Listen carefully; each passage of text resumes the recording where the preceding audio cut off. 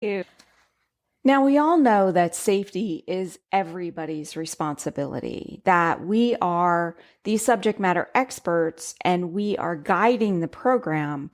But to truly have a safety program that is world class, that builds a culture, that gets you to zero, your team needs to take on safety responsibilities. And that is one of the hardest things to get them to do because you're hired to do those things. So we need to shift how safety is done in the workplace. And that is what today's episode is about. Let's get to it. Hey there, safety friends. Welcome to the Safety Geek Podcast. I'm your host, Bryce Sargent, CSP and 27-year safety professional. After spending years training safety leaders across the globe for a large organization and creating safety programs from the ground up over and over again, I'm now sharing my processes and strategies with you. At the Safety Geek, you will learn how to manage an effective safety program that increases your management support and employee engagement, all the while helping you elevate your position and move up in your career. If you're ready to step into the role of a safety influencer, you're in the right place, my friend. Let's get to it.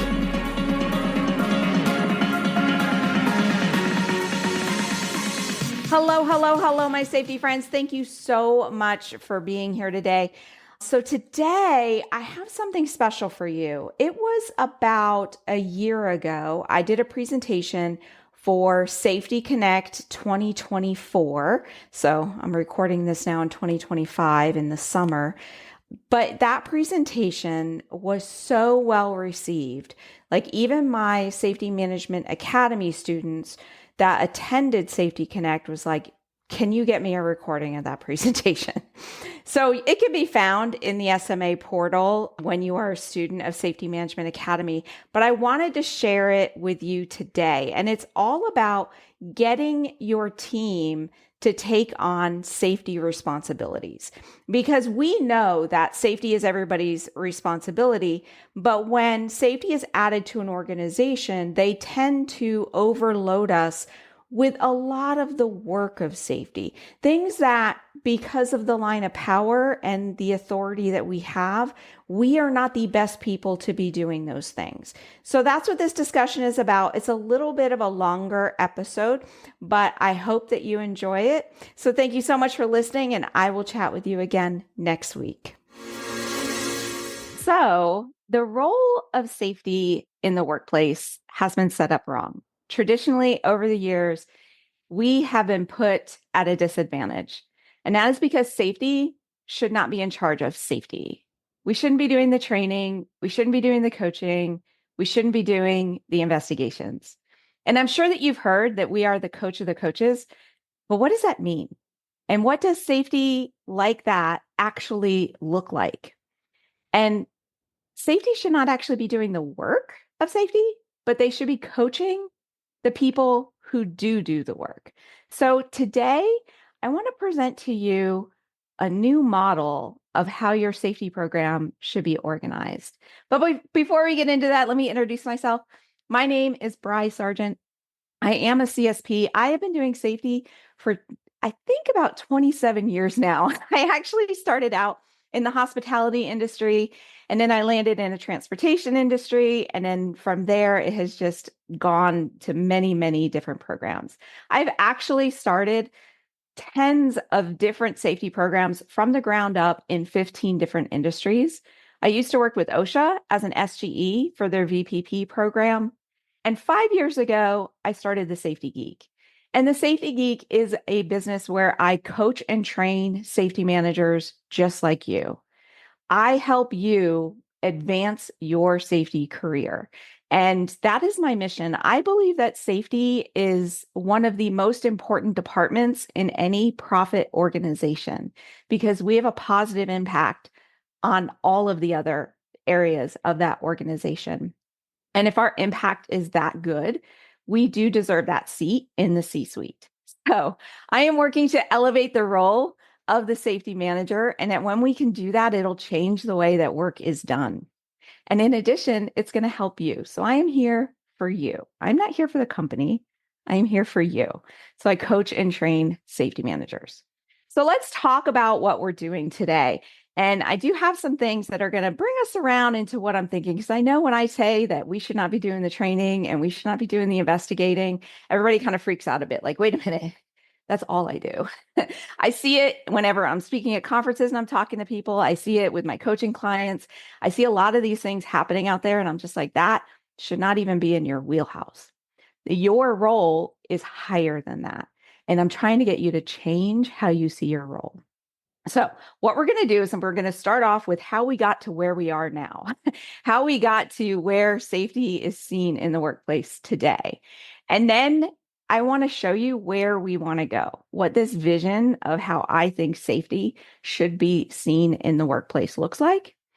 Um, why it is the right path, meaning like why this is truly the right way to do safety, and then the first steps that you can take in order to get you there. All right, so how did we get here? So I want to discuss like how safety departments are actually formed. So if you think about how a business grows and how it starts off, I mean, so many businesses start like from a kitchen table or a garage, right? Or something like that. And they grow. And when a business grows, it's going to start adding different departments. And it might add an HR department, it might add an operations department, it might add a finance department. Safety is one of the very last departments that most companies are going to add to their organizational chart. And usually it is added because HR has been doing the safety duties and it's getting to be too much work, or their accidents and injuries are getting out of hand and there's very, very high insurance costs. Or a regulatory body has come in and said, you have to have a safety person. I've seen that happen too. In fact, when I was first getting started in safety, one of my very first jobs, the reason they were a multi-million-dollar company and they had just added a safety department. And the reason was because they were getting sued by the EPA. So it's usually like these are the reasons that companies add safety, right? So this is what we're going into.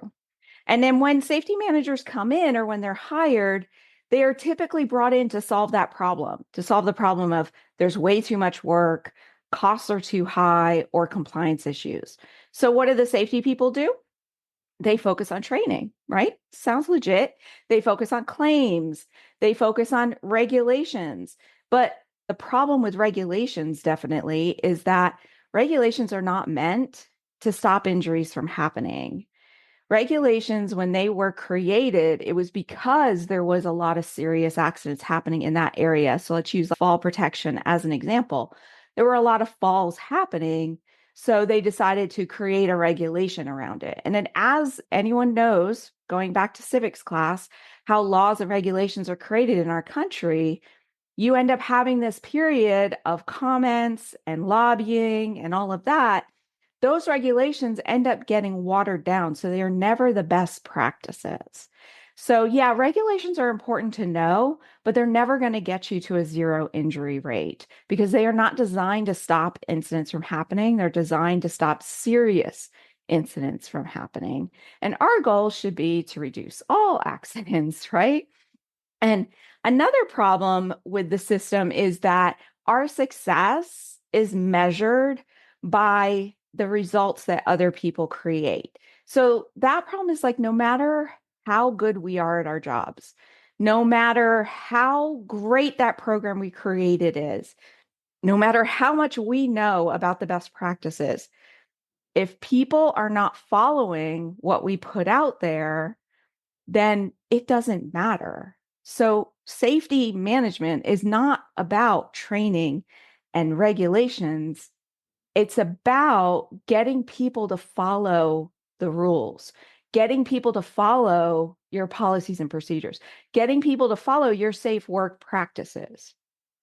Let me emphasize that safety management is not just about training, claims, and regulations. It is about getting people to follow you and follow what you say. So, this is the problem that we're facing. And we think that, well, we'll put out a policy and people will follow it. We'll discipline them and people will follow it. And that's not true. And we know that safety is everybody's responsibility. But then why are you the only one out there preaching the safe work practices? Why are you the only one that's walking through the workplace and picking up the debris or correcting the poor lifting or training on equipment operation? That is what I think needs to change. So where I would like to see safety go is where safety is seen as the subject matter expert, that they are the guide on the side. They are the coach of the coaches. If you want to use like a football analogy, you don't see the coach playing football anymore, right? The coach stays on the sideline guiding the players, right? And in our workplaces, the players are your hourly employees and the coaches are your frontline supervisors. And you're the one that's coaching that coach. Could you imagine somebody from the front office of a football game coming down and telling a player what to do? How well would that go over? How well would it go over with you if you're doing your job and somebody from the finance department comes in and tells you, well, you're doing this wrong and you're doing this wrong and you need to correct this and our policy is this? How does that make you feel? But we try to do it every day in safety. We go out there every day telling employees and correcting employees instead of coaching the coaches, the supervisors, on how to do it better. So in my model, safety creates the materials and the programs, but it's up to operations to implement them. So when I say safety doesn't do the work, it's because operations is doing the work. We are just creating the materials and helping them as the guide on the side. Safety would audit, they would assess the department as a whole and then report back to all of the departments and say, this is how you're doing. But then the supervisor will coach and train so that way those next assessments become better. Safety reviews and assists in investigations, but they don't necessarily start them. It's the supervisor that should start them and the team that completes them. But safety is there with their expertise to make sure that they've dotted all their I's, crossed all their T's, and that they thought about everything that they had to think about to get to that root cause or those contributing causes. Safety's time is spent on the management team and not with the employees. So if you focus on the people who are actually coaching the employees, things will change. And we'll talk about why you don't want to be coaching employees in just a moment. And safety becomes like a safe space for employees to come to when they do need to vent about the management team, or they want to give you feedback, or they want to give complaints about safe work practices or hazards within the workplace. You become a friendly spot for the employees to come and check in with, as opposed to the adversary that's always out there correcting them. And safety audits the program as a whole and works to continuously improve it by making small little baby step work on to try to get the program even better. And safety influences and is part of the business decisions. But safety doesn't make any decisions themselves. They just help the company make the right decision. They help the company by providing them the right information, giving their subject matter expert opinion, and by helping influence their decision. So that is my vision. That is my unicorn and rainbows of how safety should be run in the workplace.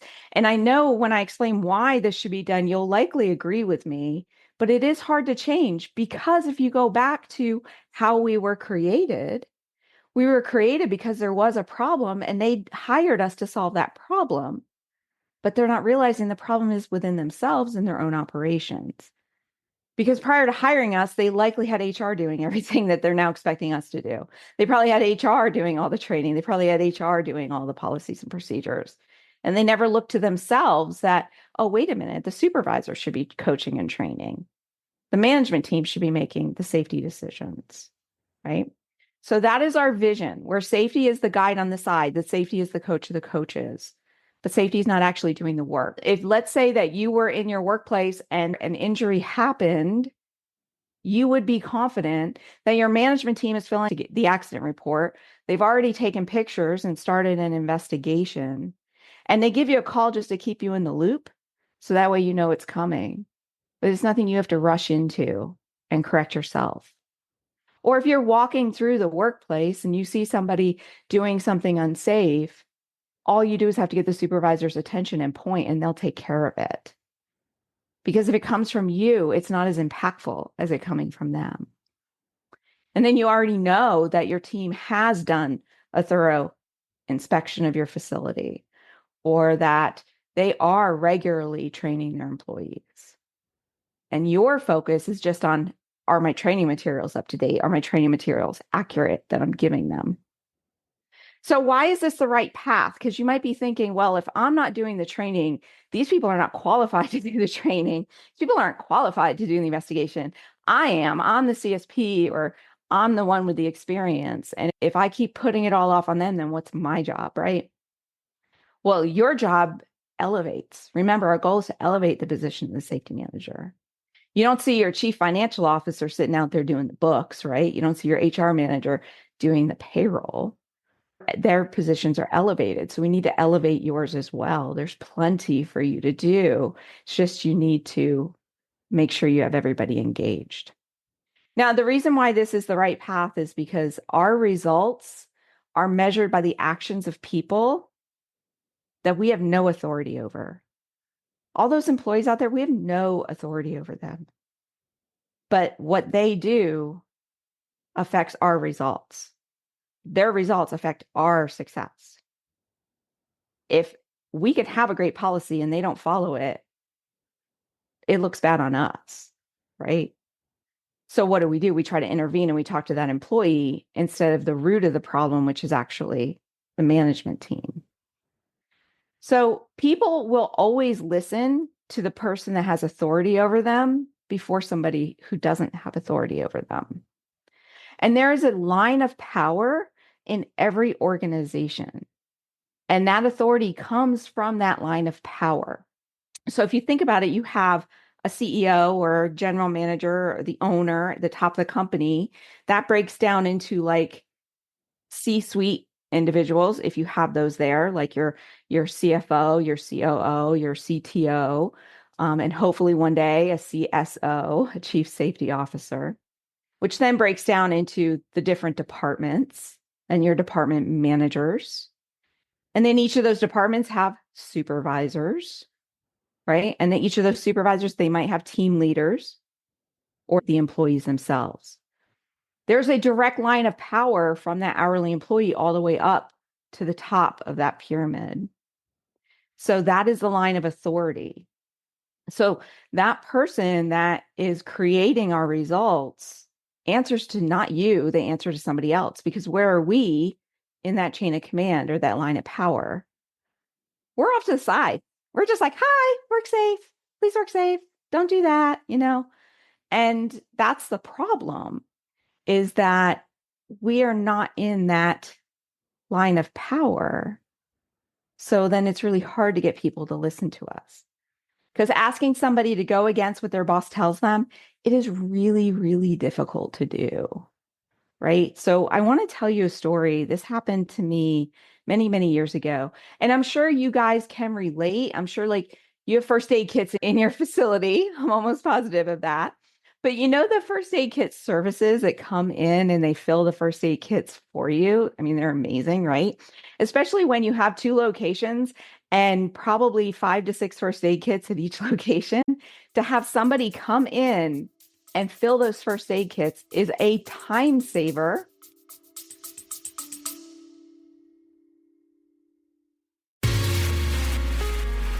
Hey there, quick break in this episode, but it's worth it, I promise.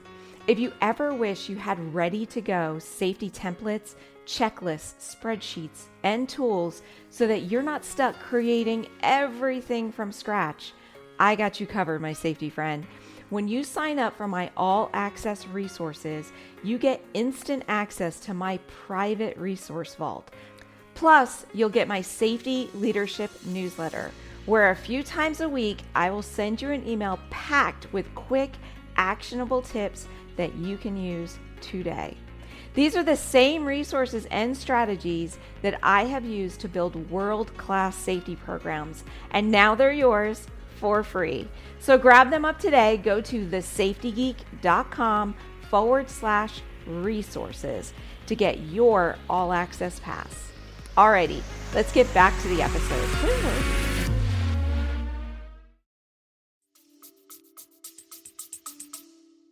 And it just takes a load off your back, especially if you are a safety department of one, like most of us are, right? I don't have time to fill a first aid kit, and you definitely pay me too much to be spending my time putting Band-Aids in a first aid kit. So yes, I have those services. And on top of it, I always kept comfort products in my first aid kits because I believe that if the employee is feeling well, as somebody who suffers regularly from migraines, I want to keep working, but sometimes I need some meds to keep going, and I left them at home, right? So having ibuprofen and Tylenol and stomach medicine and things like that in the first aid kit actually kept people working and then showed care and attention to our employees. So I had all those in there. It was a great program.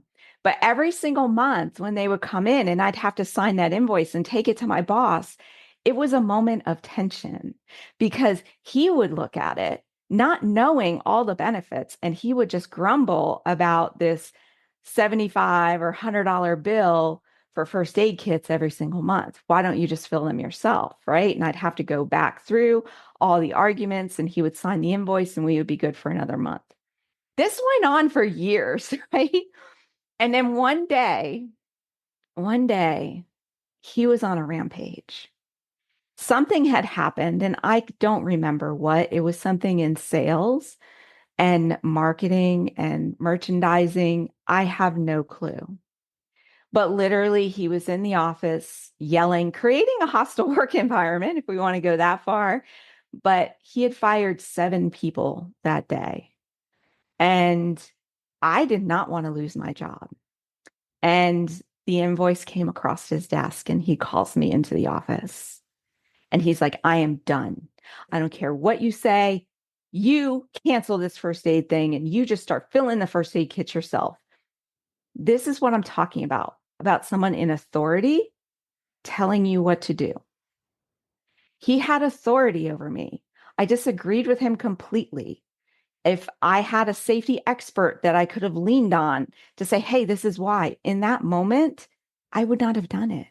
You do whatever your boss tells you to do because they have authority over you and you don't want to lose your job, right? So yeah, I canceled the first aid kit service. And from that point forward, I filled the first aid kits myself until I trained an employee to do it. And that's a whole nother program. But this is what I want you to understand is authority matters. So us sitting there on the side telling somebody what to do is never going to work over their own supervisor telling them what to do.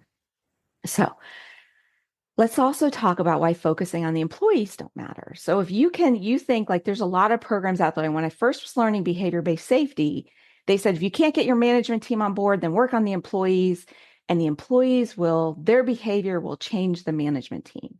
Like if I tell the employee they have to slow down on their work and bend their knees and lift properly, their supervisors will get it eventually, right? Well, that doesn't work because you're asking them to listen to you over their supervisor. So you might be telling them that they have to take the extra time to park, a little bit away from the product so they're not twisting and lifting, that they have to squat down, they have to lift properly. But in their mind, their boss expects them to lift that product really quickly and get up and go, right? So you're asking them to do something different than what their boss expects. And you are always going to lose in that situation because of authority. So another reason why we don't want to be the ones telling the employees what to do or training the employees is that one of the best ways to learn something is to teach it. If you're weak on anything, just go teach it. You will learn that skill so quickly, it is crazy, right? So if we have our supervisors teaching safe work practices and safety concepts, they're going to learn. They're now going to become safety advocates. it'll get them more involved in their day-to-day safety responsibilities when they're actually part of the training, when they're part of the development of the program, right? So to me, that's one of the best reasons, because the thing that we struggle with is supervisors who put productivity over safety. But if they understood the value of safety and why these policies, procedures, safe work practices are in place, they would be more apt to train their people on it. And this is why the safety message needs to come from the supervisors and the managers. And that's way more powerful when it comes from them instead of it coming from you. And this is why they need to be more involved in the program. And in doing that means that they need to take over a lot of these responsibilities. If you agree with me, if you're looking at this and you're saying, yes, that's what I want, that's what I see how it can change our culture. But you're struggling to actually get them to do it, because that's what I see a lot with my students. We'll get into those next steps. Were there any questions, Brian? Yeah, Brian, we did have a couple good questions. One of them here is from Anonymous. What are some of the ways to be able to not become involved with the complaint department mentality and dwindle everything down to safety concerns? Which, that is a very important Everything. one. Everything is a safety issue. Every single thing in the workplace can easily be twisted into a safety issue. So when you develop a list, so you can take a list of those complaints, and then you will bring it to what I tell my students to set up is an executive advisory committee, and be like, okay, here's the complaint. We need to create a continuous improvement program to fix this, or an action plan to fix this. Who's going to take it on? Right. And if somebody comes into me, I'll be like, well, what are you going to do about it? I So love you that. accepting it is part of the issue. So if you feel like you can't confront them in that moment of being like, well, okay, I agree. What are you going to do about it? What did you need my help with? What part of that did you need my help with? Words matter, right? But secondly, if you don't feel comfortable doing that, then create a list and go, okay, we'll talk. And then your next manager's meeting, or if you have an EAC, you take it to them and go, here's what's come up. What are we going to do about it? I love that. Mhm. And that shows how powerful communication is. Just being Mhm. that, that bridge. So it's not putting it all on you. We're bringing other people involved. Mhm. So we're kind of bringing in the Marines, the people that have that authority. Hey, this is what's going on. We need your help. Okay, here's Yeah. one more question for you, Bri. How do you think engagement and participation should be rewarded for hourly associates who go above and beyond? It just skipped forward Yeah. on me. Let me finish the question here. Yeah, it's like my computer glitch. Who go above and beyond, safety committee members, Gemba walk leaders, along that line. So, any ideas? I don't believe in incentive programs. I actually have a guide on that, but I am not a huge fan of incentive programs. I believe that it's how we do work. But when you have people that you want to give them extra roles, like I have a program called Compliance Area Coordinators, I'm actually giving them skills. That's how they're getting incentivized. So many of my compliance area coordinators actually moved up. We're building the leaders of tomorrow. So to me, that is the incentive that I'm giving people, because so many of my committee members, my compliance area coordinators, anybody who would help me out, they tend to be the next team leaders, the next frontline supervisors, or they leave the company and take a higher role somewhere else. So to me, that's incentive enough. The other way that I would incentivize them is I schedule the meetings over lunch. So, and this is a split. This is how I kind of compromise with operations, is that I am not taking them from the workday. I'm taking their lunch hour and I'm buying them lunch. And we're going to be reviewing the reported hazards over the last while we eat lunch. I love that. That's a great idea. Yeah. One of the things you said earlier really resonated with me. I'm not a huge football fan, but I loved how you mentioned it like football. The coach, every player wants to win the game. You don't have to convince Mhm. people to want to win a game. Same with safety. Everyone wants to That's stay all safe. No one safe. wants to Yeah. get hurt. So Mhm. that coach, all they have to do is equip, support, and celebrate success. And I love you seem to use that same type of mentality. You're right. I don't think we really need to incentivize too much Mhm. because those things are so rewarding in and of themselves. Okay, we have Yeah. one more here and we can go on. Okay, this is from Daniela Romanoff. Would promoting safety in a fun way help with encouraging the team to take on responsibilities? If so, what are some of the proven techniques that you used or have seen? So I'm not a huge fan of, I just look at safety as how we do our job. So I don't necessarily do any fun stuff around it because it's how we do our job. And it's an expectation of you to work safely. And I'm just here to make sure that I've supported you and that I give you all of the stuff that you want to do. That being said, the company as a whole, and this is going to get into my number one in the next part, the company as a whole should be engaging their employees and doing things to make them want to, stay working there. That's an employee morale issue and it helps reduce turnover. So like at some companies I've seen, they'll set quarterly goals and then they'll go and have like a pizza party at the end of those goals. Like, did we hit sales numbers or Yeah, expense celebrating. numbers and things like that? Occasionally, if all of a sudden it has been like 200 days since an injury, I throw an ice cream party or people love food, so there's got to be food involved, but things like that. But I never do anything structured, and I might do like an employee appreciation week, but that's as a company as a whole. I love that. And again, that's part of that, equip and support and celebrate. That's Mhm. great.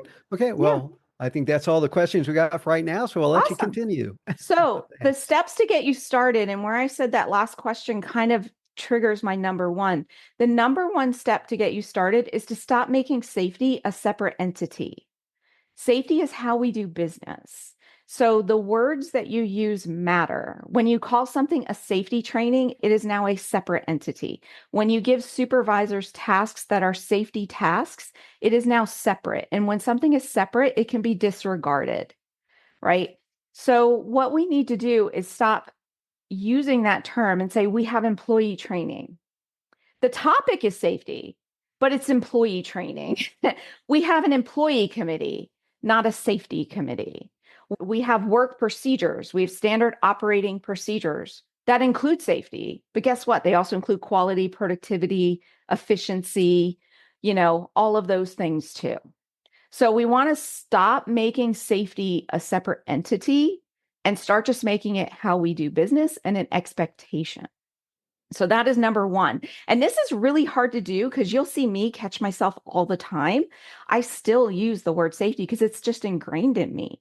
But where I can, I try to remove that word, right? And another way that can help you remove that word is that everything you do, mix it with HR, quality, expenses, operations, efficiency. Once you're mixing it, it becomes this soup and it's not just safety anymore. So it doesn't make sense to put the safety title on it. So that'll kind of help with that one.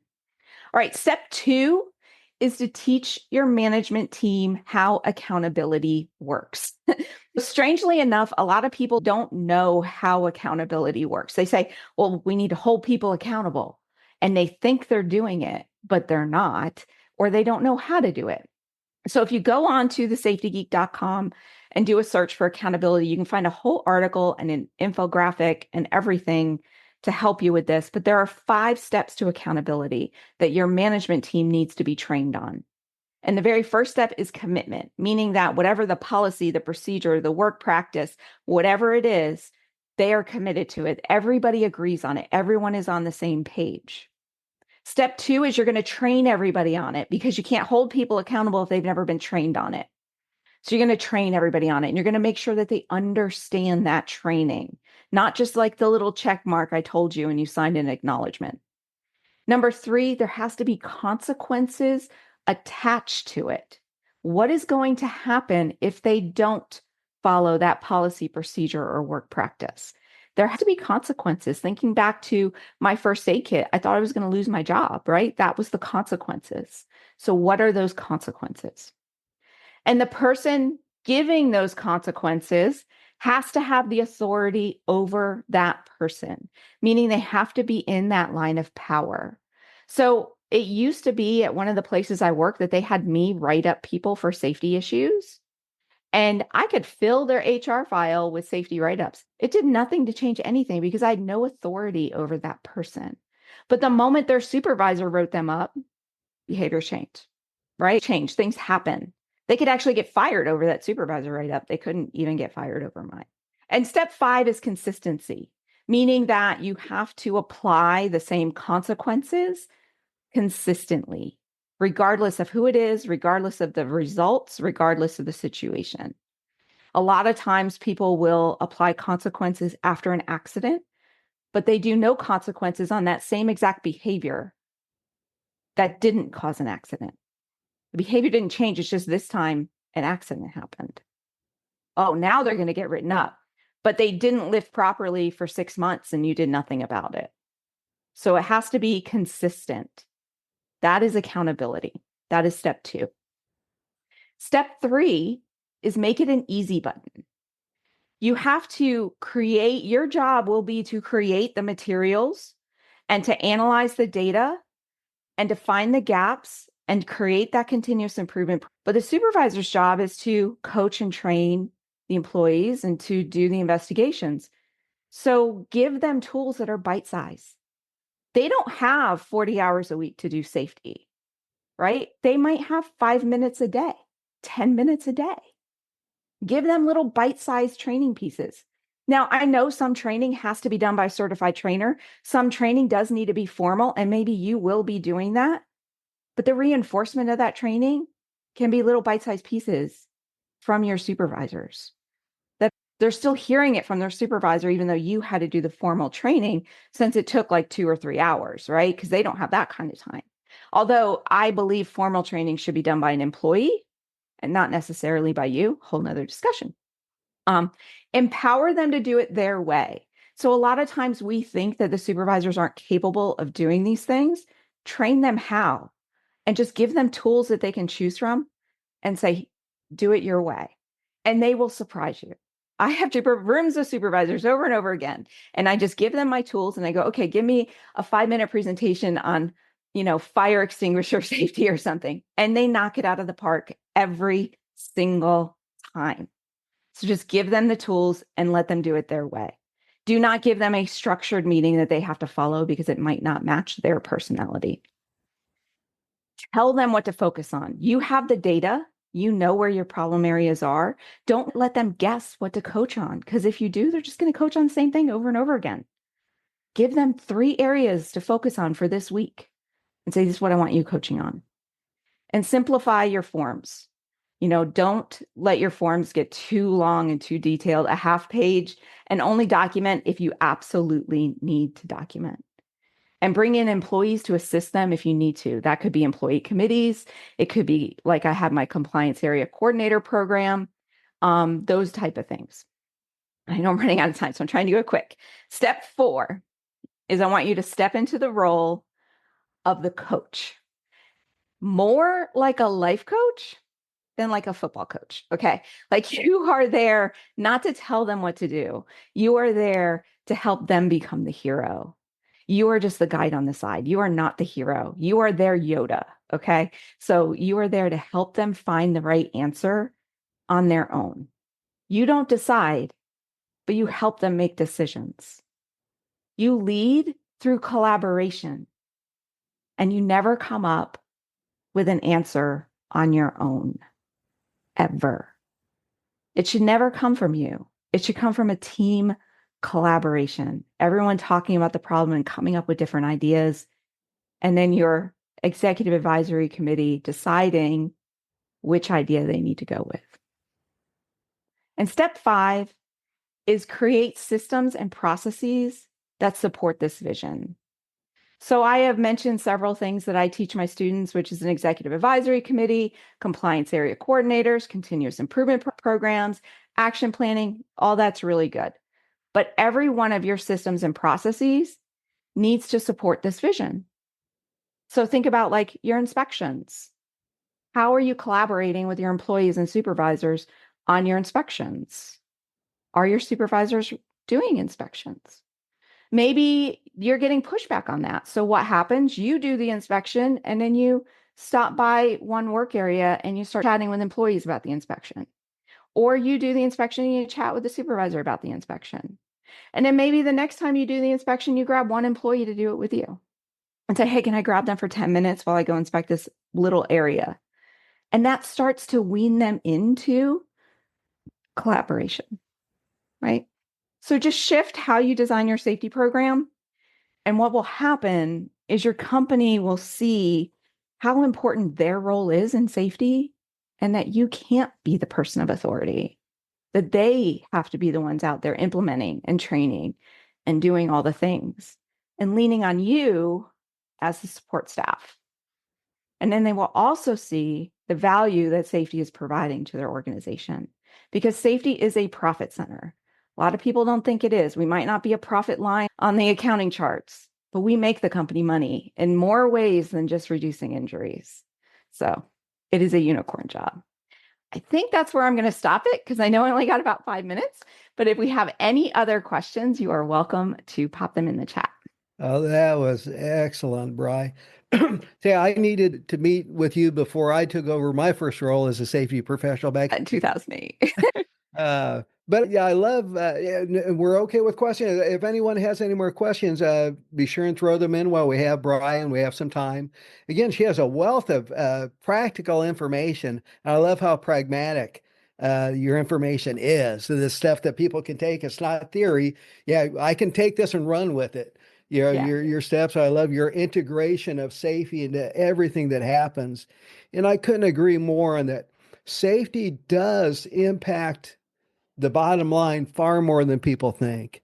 I Mm-hmm. mean, when management shows that they care about somebody, that's Mm-hmm. huge. It is. You know, you can't say you care about my safety, but not care about work quality and the Mm-hmm. environment. And you listen to me, and Mm-hmm. it's kind of like, yeah, hey, we care about your safety. We just don't care about you. Yeah, Yeah. it doesn't work. Doesn't work. It doesn't work. When you have a strong safety program, what people will notice is that their quality of the product they're producing is better. You have less lawsuits, less employee theft issues. You have less turnover of employees. You have higher productivity. You have better equipment, so you're saving money on preventative maintenance. It's all of those things. And then you actually can get more customers because then they'll walk into your workplace and you can feel it. You can feel a strong safety culture when you go into a workplace, and then your customers will feel that as well. It's hard to get operations supervisors to respect you because you're their peer. Any suggestions from Aaron Underwood? Yeah. So, one of the best ways to get somebody to respect you is actually to ask for their help, even if you Great. don't need it. It's one of the best ways to get people to like you too, is just ask for their help. So instead of going to them and asking them to do something, just say, hey, I've noticed this problem. How do you think we can fix it? And I really need your help with something. It could be start small. Like, I need help with a copy machine. Do you know how to use it? Something you know how to do, but just asking for help kind of breaks that ice. But then instead of like looking at them as like they're an equal to you, you have to look at like you're the coach of them, right? Like you're there to help them. So it's all about how, and then you switch it to like, how can I help you reach your goals? What are your goals for today? How can I help you with that? You help me with a copy machine. How can I help you? It can just be that nice little switch. So that would be the biggest thing. It's collaboration. And then you have to also, whatever they tell you you should do, you have to do it, regardless of if you agree with it, regardless of if you've tried it before. You have to prove to them that you're listening and that you value their idea and you're going to try it. And when it doesn't work, then you can go back to them and go, hey, did I do it different than you expected? This was my result. Do you have any other ideas? Right. So you're building this back and forth collaboration with them as opposed to you have to do what I say. Yeah, I love that. That collaboration is a key word. That is Mhm. excellent. I was thinking that right when you brought that up. Well, do you have any final words for us with the last few minutes here? I don't, other than truly, really, like if you're listening to me and you're just like, I don't agree with any of that, just really try to embrace it. I focus more on psychology and marketing than I do regulations and trying to get people to change their behavior. To me, that's the most important thing in safety management. And if you want to learn more about what I'm doing, just go to thesafetygeek.com. You have to put the THE in there. You'll find out lots of information about the Safety Geek and what I'm doing over there. Just really embrace the human side of safety as opposed to the regulatory side of safety. So thank you. I appreciate you guys listening. Hey, if you're just getting started in safety, or you've been at this for a while and are hitting a roadblock, then I want to invite you to check out Safety Management Academy. This is my in-depth online course that not only teaches you the processes and strategies of an effective safety management program, but how to entwine management support and employee participation throughout your processes. Are you ready to finally understand exactly what you should be doing and ditch that safety police hat forever? Then you have got to join me and your fellow safety scholars over at Safety Management Academy. Just go to thesafetygeek.com/SMA to learn more and to get started. That's thesafetygeek.com/SMA. And I will see you in our next students only live session. Bye for now.